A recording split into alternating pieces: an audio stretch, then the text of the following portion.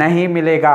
हे भाई और बहनों, हम भी, ये परमेश्वर आज इस वचन के द्वारा हमसे बात कर रहा है। अगर हम भी अपने भाइयों का नुकसान करते हैं तो भाई और बहनों, आपके और मेरे जीवन में हम अपने भाई का नुकसान करके क्या लेके आएंगे?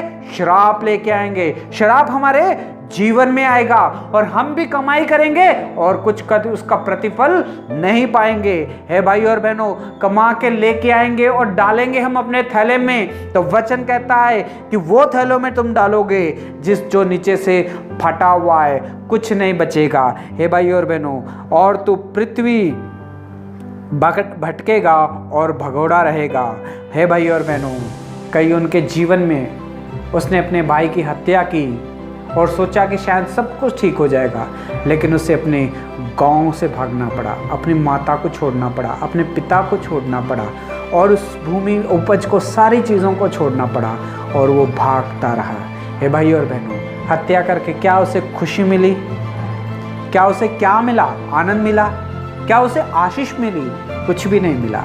किसी का बुरा सोचेंगे, किसी का नहीं, अपने ही भाई का अगर बुरा सोचेंगे, बुरा करेंगे, तो भाई और बहनों, आपके और मेरे जीवन में भी हम श्राप ही लेके आएंगे। जितना मर्जी कमाएंगे, हमारे जीवन में जो है आशीष नहीं आएगी। हम सब जो है काम करते हैं, बाहर काम करने के लिए जाते हैं, काम बिजनेस शुरू इसलिए भी करते हैं ताकि हम जो है आशीष पाएँ, हमारे बच्चे जो है आशीष पाएँ।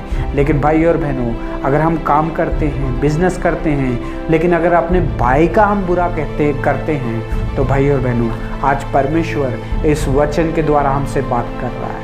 आज परमेश्वर कह रहा है, क्या आप अपने भाई से नफरत करते हो? क्या आप अपने भाई का नुकसान करना चाहते हो?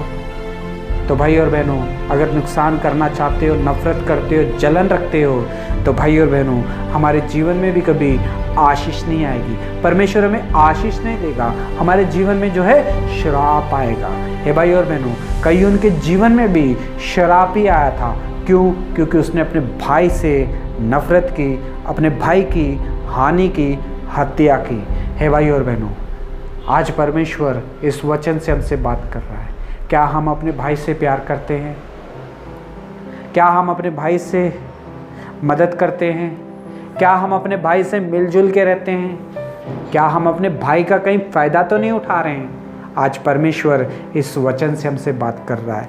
हे भाई और बहनों, वचन कहता है भजन संहिता 133, भाई भाई आपस में मिल के रहना कितनी भली और मनोहर बात है कि भाई भाई आपस में मिल के रहें। भाई भाई अगर आपस में मिल के रहते हैं, इससे परमेश्वर की महिमा होती है और परमेश्वर आपके और मेरे जीवन में जो है आशीष लेके आता है। वही आशीष जो है हमारे बच्चों में आएगी, वही आशीष जो है हमारी पीढ़ी भी पाएगी। हे भाई और बहनों, अगर हम अपने भाई का नुकसान करेंगे, कुछ कर देने की कोशिश करेंगे, तो भाई और बहनों, वचन में लिखा है कि हम अपने जीवन में श्राप भी पाएंगे। ये श्राप जो है हमारे बच्चे पाएंगे, उसके बाद में उनके बच्चे भी पाएंगे। हे भाई और बहनों, हम क्या देके जा रहे हैं अपने बच्चों को?